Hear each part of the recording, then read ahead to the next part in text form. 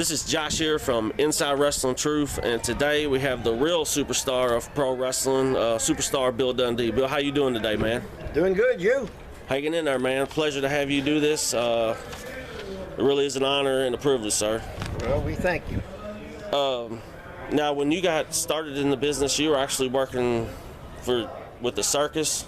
Is that correct? Yeah, well, a kind of bit of both, yeah. I learned to wrestle with the guys' gymnasium in Memphis. I started off with doing judo like Ronda Rousey. Okay. I did judo and that kind of thing. My uncle had a judo school in Scotland, so I actually started in Scotland.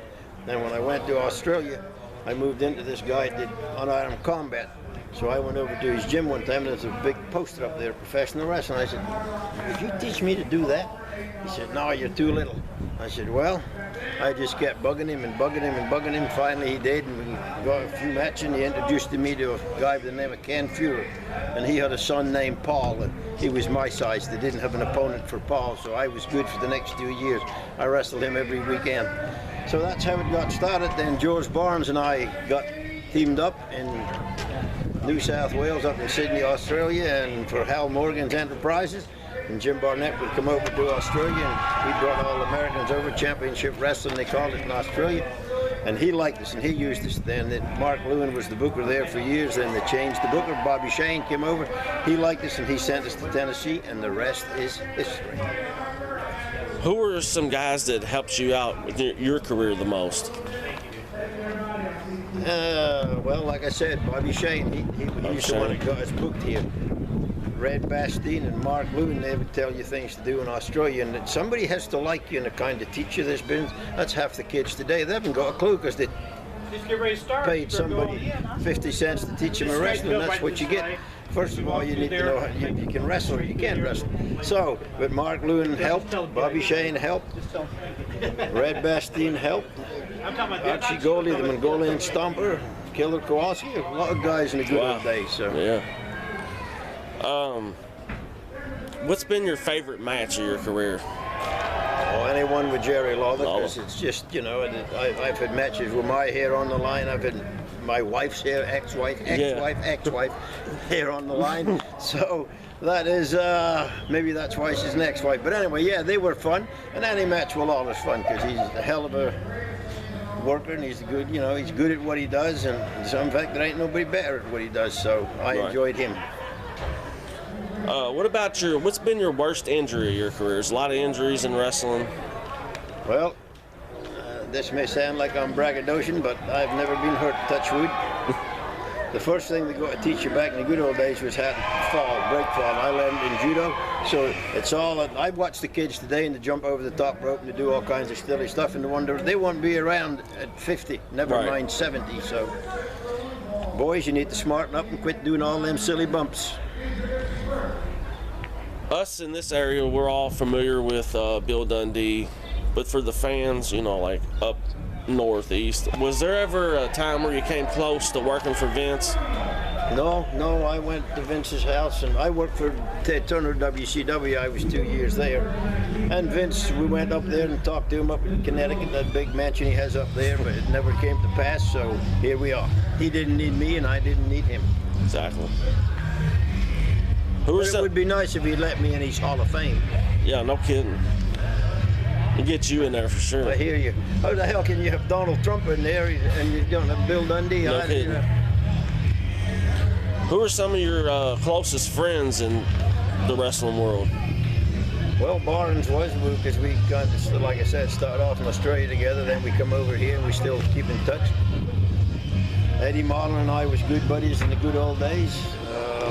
Lawler and I was good opponents or good tag team partners, but we didn't break bread every day. We didn't really hang around with one another, but we was very civil, and you know, we're nice to one another, but he don't come to my house and I don't really go his, but you know, and that's the, you know, and Wolfie D, my son's tag team partner, we're kind of good buddies with him, and so it's hard because you're up and down the road by yourself most of the time.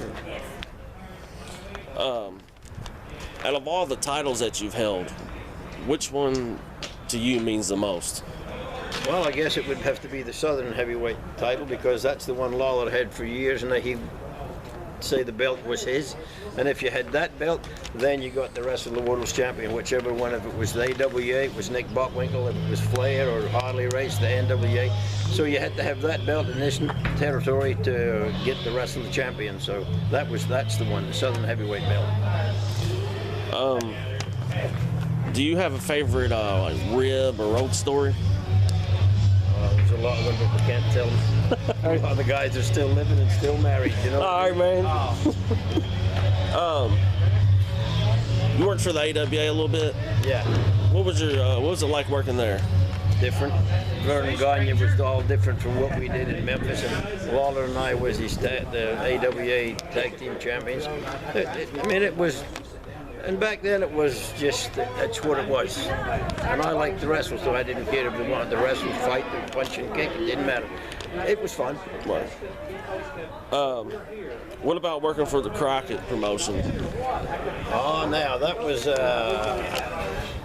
Big Dusty, the American Dream. He was the booker when I was there, and I liked Dusty. The people say this or that, they can say anything they want, but he was always nice to me, and he was very good at what he did. And you just had to know what he's going to do for Dusty, what he's going to do. But I loved the man. He was nothing but nice to me. I first met him in Australia in the mid-'60s when Dickie Murdoch and him was the American Outlaws, and they came to Australia. So I'd known Dusty a long time, and I don't know how anybody else, but when he passed, I was sad when it was a black day for Bill Dundee. I mean, right. I liked Dusty. When you were in WCW, you did the Sir William, the manager. Yeah. How did that come about, and how did you like working in WCW? Oh, I like WCW. I went out. Bill Watts was the one that took me over there. He brought Regal over from England. He was a wrestler. And so I talked to Dusty. I said, hey, man, they didn't really know what to do with him. So Big Dusty, well, we'll make him a lord. I said, yeah, then he needs a manager. They were going to put Larry Sabisco with him. I said, what does Larry Sabisco know about an Englishman? He said, well, you manage him. You know, Dusty, well, you manage him too, huh? I said, well, okay. So Sir William was born, and that's how it became about. Let's talk about favorite memories working in Louisville Gardens and the Evansville Coliseum. Well, that was the good old days and the heydays of wrestling, and so I enjoyed it. The people was very nice. The fans, they were nice. If you was the good guy, they loved you to death. If you was the bad guy, they tried to do all kinds of things to you and your car. So it was fun. Both towns were very good. I enjoyed them both. What do you think is the biggest problem in the independents right now? Well, I think I said at the start of this, somebody pays somebody $20 to teach him to wrestle, and the guy's never been no place. If somebody hasn't been anywhere, what are they going to do for you, man? They say, well, I can teach you to wrestle. I can do this, and you can do that. And a lot of them, they just want to be weekend warriors. There's nothing wrong with that. That's fun. But I got in it to do it 7 days a week and make money and try to go all over the place. I've been to Japan, I've been to Germany, and all the things. So I did it to get into the professional wrestling business and make money, and it's been very good to me. What about the most heat you've ever received from a crowd? Well, if you're doing your job right, they're all the same. There's no most, whatever, or one place different from another. If you're the bad guy and they don't like you, they don't like you. And if you're the good guy, they love you to death. And this whole territory's like that. So. What do you enjoy most about being a wrestler? It beats having a real job. No, like I told you, I started off doing judo, and I really liked it, and I liked the one-on-one thing. And you could make money back then. I mean, the kids today are getting in it, and unless you work for Vince McMahon, where are you going to go and make any money? Right, nowhere, yeah. Small promotions, if you draw 200 people, they can't feed everybody, so I don't really know why a lot of guys get in it today, because there's no real territories. When they screwed up the territories, this business died. What about best and worst promoter? Oh, I don't know about the best and worst. Back in the day, promoters all had bad reputations and names for not paying the boys right, but Jerry Jarrett always seemed like he was nice to them one. Bill Watts paid you fair in Louisiana, I liked him. Nick Goulas had a bad reputation in Nashville. He would starve you to death. So I didn't work much for Nick. So if it was a bad promotion, I left. But I didn't have to leave because I got over. And if you're overdrawing them money, they like you to keep you. Yeah. It's not because they love you, it's because you draw money. What's your thoughts on like hardcore wrestling? None. I had seen on it was a DVD, I believe, or a book, I can't remember, but they were talking about you and the Undertaker in the past. Is there heat there, or is that just the Undertaker? Yeah. Oh, I don't know. He's for some reason don't care for me. But me and Randy Savage is the one that had to fight. Yeah, you and Savage. Yeah. So I mean, he was an idiot. He was the most. And I don't like talking about the dead, but him. It's okay. He's, you know, he was the most paranoid man ever been around in my life, and I don't know why he sucker punched me in the parking lot one time. Coming out of the gym, and he'd set it up. He was waiting on us to come out. There was him, Bez Watley, his father, and Thunderbolt Patterson. So there was 4 of them and one little old me. So I thought, if I get back in this car, I'll restore order, and I did. So I got my Smith & Wesson out. They left. But anyway, another story. Do I like him? No. What if I could ask you one moment that stands out in your career more than any?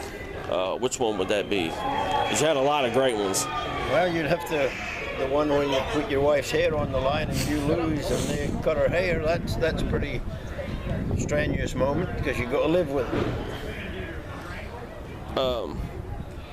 Where did you have the most fun being a booker? You were a booker in Memphis and Louisiana and Georgia, I believe. Yeah, Georgia, Crocodile. Yeah, I enjoyed it because I enjoyed the wrestling business, so it didn't matter where it was. Exactly. It was very good. I mean, I enjoyed it. Is there a particular show you like to work for the most down in Tennessee, or? Memphis was always good. I mean, Memphis. Just, you know, it was the biggest and the most people most Mondays. But this whole territory was good around here. Louisville, Evansville, Lexington. I enjoyed them all. So. We talked about working with Lawler and how good that was. Who were some other guys that you got to work with in your career that you really enjoyed to work with? Well, the Midnight Express was a hell of a team. Ricky and Robert, the Rock and Roll, were a hell of a team. So, I mean, I enjoyed it. I still enjoy this business, and I still enjoy working. So, you know, I mean, if you don't enjoy it, you need to get the hell out. What's been your bloodiest match? Oh, it's just, you know, if you wrestled Abdul the Butcher, you was going to get covered in blood, but yeah, so. And today, I don't know. A bunch of them with Lawler was pretty bloody, and some of them. Okay. If you could pick one word that describes Bill Dundee, what would it be? Yeah, it's the big high rise. The high rise. Superstar. I'm great, just whatever. No, I mean, I'm pretty good at what I do, and that's just how it is because I took the time to learn it. And taught me. Somebody don't teach you this business, you can't learn it just by watching matches or getting in the ring and working with a guy that doesn't know what he's doing, so you don't learn nothing. And that's what's happening in the indie circuit. The guy you're working with usually has never been nowhere and can't do nothing. So what the hell's he going to show you? No, not much. When you do retire or from the wrestling world, how do you want to be remembered the most? Just gave it all. I mean, I love this business, and I go in it because I liked it. And when I go to the ring, I try to entertain the fans or do if I'm the bad guy. I don't want nobody cheering for me, and if I'm the good one, I want everybody loving me. So, just guy gave it all for, you know, not supposed to be in this business because it was too small, but here I am, 50 years later. A lot of people know your son's Jamie Dundee. How's he doing these days? I haven't seen him in a while. Good.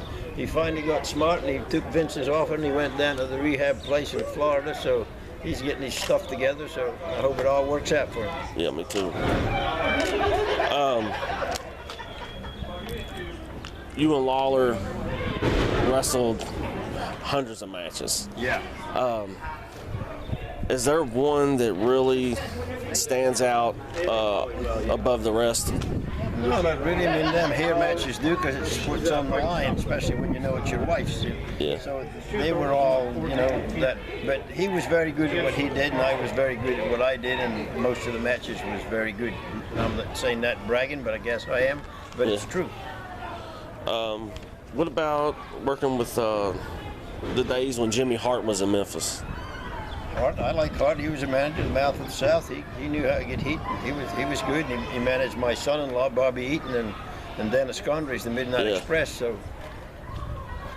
And you actually helped out guys like The Rock and. Well, they come through. Yeah. You know, he was when he came here. He was Flex Cabana. Yeah. His dad, Rocky Johnson, and me were good buddies. So Dwayne would come to my house when he was just little, and his wife, his mother, Ada. So I knew the whole family. Yes. So and it's like anybody would do. The kid starts. The older guys would try to help. Today, like I said, how can you? There's nobody in here being on this card apart from me being around anyway. Right. Well, you wanted him, but he's gone now, right? Do you think that this business will ever get to where it once was? No, it's done. It's over. TV and all this, people do podcasts and all the other shit. We'd never done this 20 years ago. You wouldn't have been allowed to fire you. So. Right. What about Jim Cornette? Thoughts on Jim Cornette? Well, we started him and took him to Louisiana. We knew he could get hit because he's a belligerent son of a bitch to start with. So we gave him the tennis racket. And if you ask Jim Cornette, he will think he invented Jim Cornette. Yeah. But he didn't. Jerry Jarrett and Bill Dundee did. Then we took him to Louisiana, and the rest is history. Send me a check, Cornette, you mother. Concession stand brawl. Tupelo. Thoughts on that? Because that's pretty good stuff there. Yeah, it was just the first time we ever did anything like that, and it started off, and it just got wilder and wilder, and Lawler picked up the pickles and threw the jar of pickles, and everybody thought it was on, so, and if you saw the tape, you know how it ended up. I enjoyed it. Well, Bill, I appreciate you coming and doing this interview with me. You're a legend around here, and guys like me grew up watching you. Any last words you would like to say? No, I just thank all the people around here in Louisville, Kentucky for the support, and Evansville, and the whole. We did 8 states around Memphis. We made the TV in Memphis, and it went all the way around. So everybody supported Bill Dundee, and like I said, when I was the bad guy, I didn't want nobody liking me, but when I become the good guy, I want everybody to like me. So you love me, and I love you back. Thank you very much. Thanks, man.